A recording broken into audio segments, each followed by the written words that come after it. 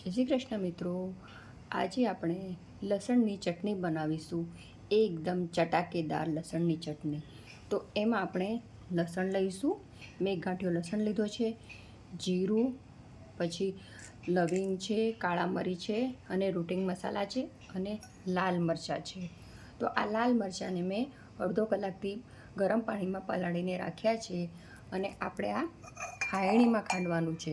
જો તમારી પાસે ચટણી વાટવાનો પથ્થર હોય તો એમાં પણ તમે વાટી શકો છો, પણ હું પહેલાં આ બધું લસણ આમાં હું ખાંડી દઉં છું.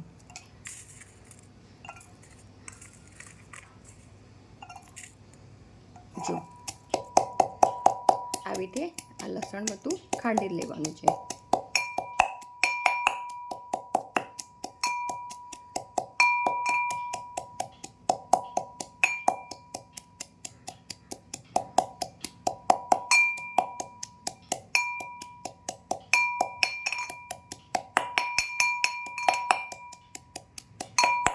હવે આપણે આ જે લાલ મરચાં છે એ આપણે આમાં લઈ લઈશું અને આ પાણીને આપણે ફેંકી નથી દેવાનું. આ પાણીને આમાં થોડું થોડું નાખવાનું છે આપણે.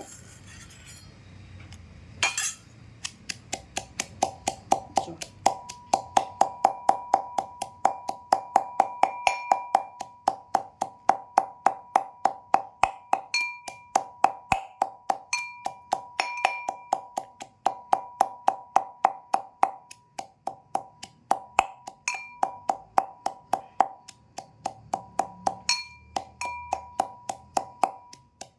હવે આપણે જીરું અને એ બધો મસાલો નાખી દેવાના છે, ખડા મસાલા.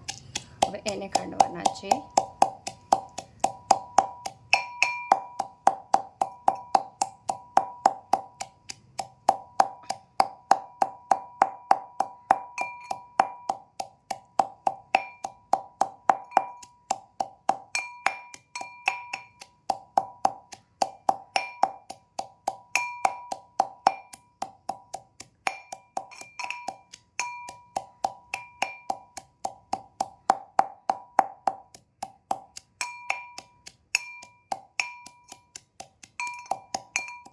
હવે આમાં આપણે સ્વાદ અનુસાર મીઠું નાખીશું, હળદર નાખીશું અને આમાં થોડુંક પાણી આવી રીતે નાખવાનું છે.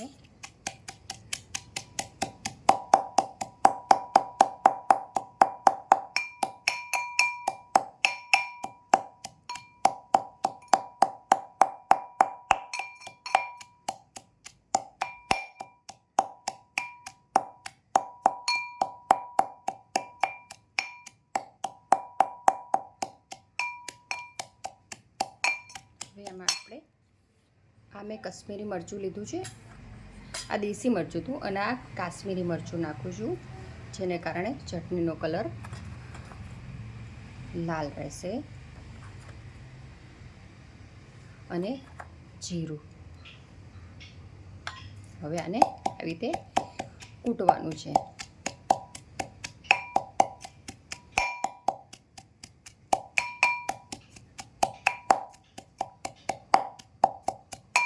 આમાં થોડું પાણી આપણે એડ કરતા જવાનું છે.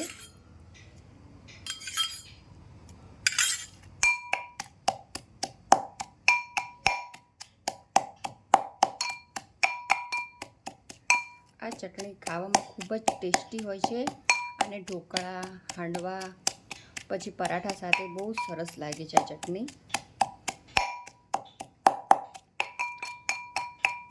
અને આની તીખાશ ઓછી કરવા માટે આપણે એક ગેસ ઉપર એક પેનમાં થોડુંક તેલ લઈ એનો વઘાર પણ કરી શકાય છે, જેનાથી તીખાશ ઓછી રહે છે.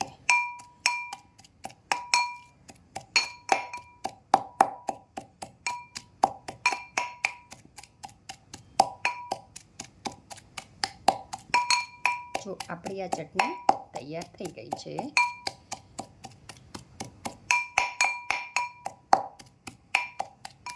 આમાં હજી થોડું પાણી રેડી દો એટલે થોડીક લિક્વિડ જેવી થઈ જશે.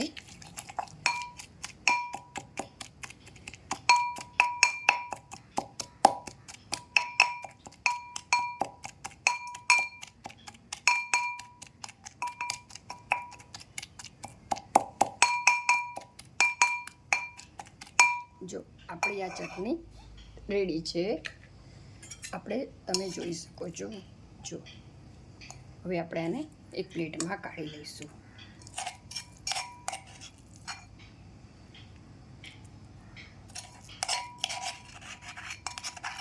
આ ભરેલા રીંગણા બટેકાનું શાક ને જે કરીએ છીએ એમાં આ મસાલો નાખવાથી શાક બહુ ટેસ્ટવાળું સરસ બને છે.